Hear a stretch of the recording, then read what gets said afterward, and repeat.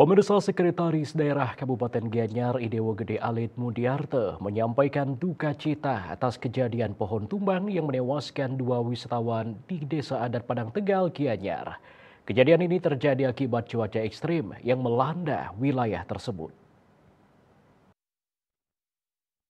Sekretaris Daerah Kabupaten Gianyar Idewo Gede Alit Mudiarte mengatakan dalam menghadapi cuaca ekstrim, Pemkab Gianyar telah mengambil langkah pencegahan termasuk imbauan kepada wisatawan dan melakukan pemangkasan pohon di berbagai tempat tujuan wisata di Kabupaten Gianyar. Terkait bencana pohon tumbang di Mangke Forest, pihaknya menilai penanganan bencana di daerah tujuan wisata yang dikelola oleh Desa Adat Padang Tegal sudah berjalan dengan baik, namun bencana alam seperti pohon tumbang tidak dapat diprediksi. Di Kabupaten Gianyar ada DTW yang dikelola oleh pemerintah Kabupaten Gianyar, kan ada 8 DTW. Kemudian ada juga DTW yang dikelola oleh desa adat, kemudian oleh penduduk desa adat. Dan untuk di DTW kita sudah lakukan screening dengan dinas pariwisata, sudah mengambil langkah-langkah himbauan untuk bagaimana dalam cuaca ekstrim ini tidak terjadi hal-hal yang kita tidak inginkan. Kita sudah ada pemangkasan dahan-dahan bagi pohon-pohon yang memang rimbun untuk mengantisipasi terjadinya bencana dengan BPBD. Itu yang kita lakukan di DTW kita yang di 8 DTW. Nah, untuk DTW di sini kita swaklola desa adat. Kemudian kalau kita lihat dari penanganannya, kalau kita lihat dari apa istilahnya itu, ini sudah berjalan dengan baik. Namun ini adalah bencana yang kita tidak bisa prediksi.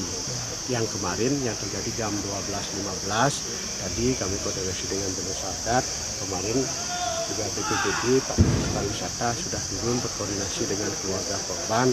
Pada prinsipnya kami dari pemerintah Kabupaten Gianyar mengucapkan duka cita yang sedalam-dalamnya terhadap korban dan penanganan korban pada keluarga korban kita akan bertanggung jawab penuh oleh desa adat.